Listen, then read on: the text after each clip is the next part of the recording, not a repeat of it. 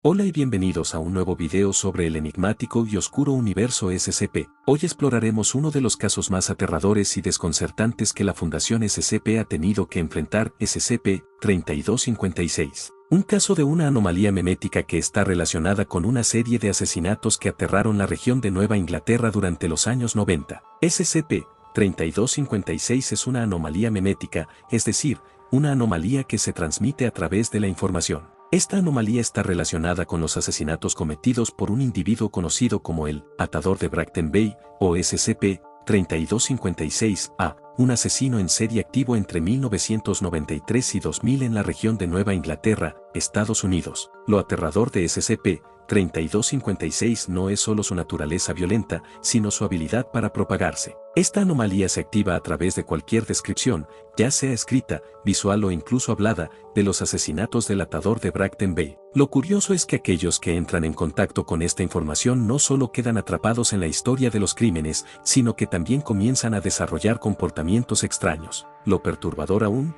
los sujetos muestran una aversión generalizada a los insectos, especialmente las arañas. Esto es irónico, ya que en el caso de SCP-3256-B, se observa una atracción por especies de arañas venenosas. Esto sugiere que los afectados sienten una necesidad de acercarse a las arañas, lo que los vincula aún más con la naturaleza y el modus operandi de los asesinatos del Atador de Bracten Bay, que involucran mutilaciones y el uso de arácnidos como una especie de marca personal. Estos síntomas son únicos y específicos de esta anomalía y ayudan a propagar la infección. Cuando un SCP-3256-B comienza a cometer los asesinatos, no es solo una repetición de un crimen, sino que lo vive como una necesidad compulsiva impulsada por la anomalía. Para entender a fondo SCP-3256, primero debemos conocer al Atador de Bracten Bay. Este asesino estuvo activo entre 1993 y el año 2000, y se hizo conocido por sus víctimas, que fueron encontradas con signos claros de mutilación. Los crímenes ocurrieron durante un periodo específico del año, desde mediados de marzo hasta octubre. Las víctimas, en su mayoría mujeres,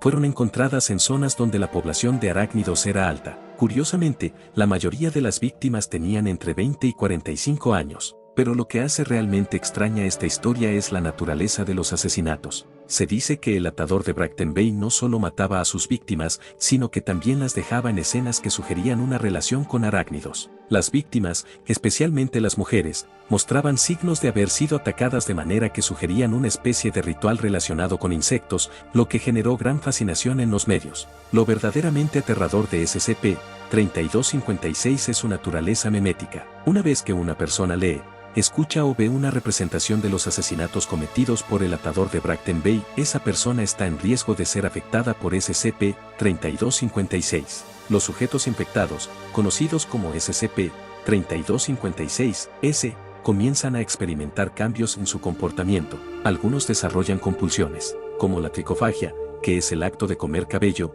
o la mucofagia, comer mucosidad.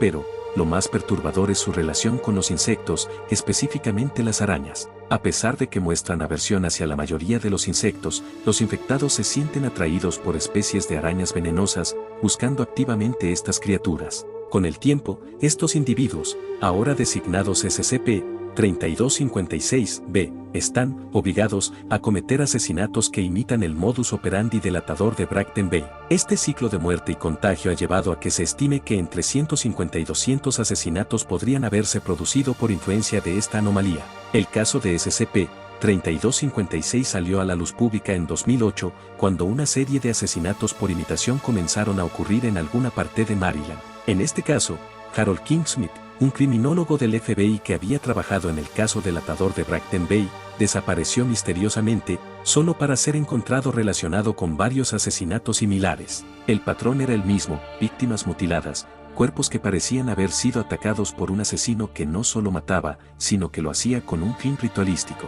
King Smith fue arrestado, pero las investigaciones revelaron algo mucho más perturbador. Los crímenes no solo eran imitaciones, sino que parecían ser impulsados por SCP-3256, la misma anomalía que había comenzado a propagarse a través de las descripciones de los asesinatos originales. Debido a la naturaleza de SCP-3256, la Fundación SCP implementó procedimientos de contención estrictos. Todos los informes, artículos y representaciones de los asesinatos deben ser modificados o eliminados para evitar la propagación de la anomalía. Las personas que hayan estado en contacto con dicha información deben recibir amnésticos para borrar cualquier recuerdo relacionado con los crímenes y sus detalles. Además, los agentes encargados de investigar SCP-3256 deben someterse a exámenes regulares para asegurarse de que no estén siendo afectados por la anomalía. Cualquier signo de infección y estos agentes deben ser inmediatamente contenidos y tratados. Incluso el personal nuevo que se incorpora a la fundación debe pasar una prueba especial para determinar su resistencia a los peligros meméticos.